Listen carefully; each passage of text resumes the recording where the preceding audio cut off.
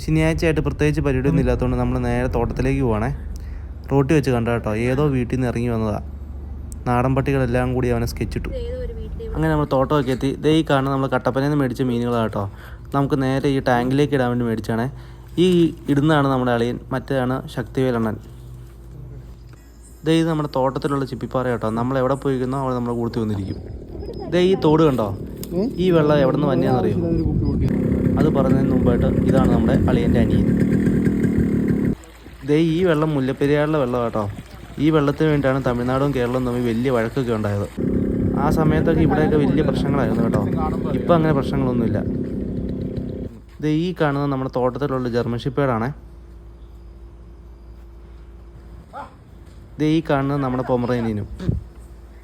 രാവിലെ പല്ല് കേൾക്കാൻ ബ്രഷൊന്നുമില്ല, പിന്നെ തണ്ട് വെച്ച് വേണം പല്ല് കേൾക്കാൻ. ഇവിടെയാണ് ഇങ്ങനത്തോട്ട് കുറേ വണ്ടികളുണ്ട് കേട്ടോ. ഇത് നമ്മുടെ കുബേരയ്ക്കകത്ത് ദിലീപ് ഓടിക്കുന്ന കൂട്ട് വണ്ടിയാണേ. ചൂടുള്ള കാലാവസ്ഥ ആയതുകൊണ്ട് മുരിങ്ങയൊക്കെ എന്തോരം വേണേ ഉണ്ടാവും കേട്ടോ. ചുമ്മാ ഒരു തണ്ടം ഒടിച്ചിട്ടാൽ മതി, അവിടുന്ന് കിളുത്തുകൾ വന്ന് ഉണ്ടാക്കിക്കോളേ. ഇതെല്ലാം നമുക്ക് നാട്ടിലേക്ക് കൊണ്ടുപോകുന്ന സാധനങ്ങൾ കേട്ടോ. ഇവിടെ ഇപ്പോൾ നമ്മൾ മെയിനായിട്ട് വാഴയാണ് വെക്കുന്നത്. നമ്മൾ വന്ന സമയത്ത് തന്നെ അവിടെ വാഴ വെട്ടാൻ വേണ്ടിയിട്ട് ആൾക്കാർ വന്നിട്ടുണ്ടായിരുന്നു. ഇത് നേരെ വെട്ടി കയറി പോകുന്നത് നമ്മൾ തൃശ്ശൂരിലേക്കാണ്.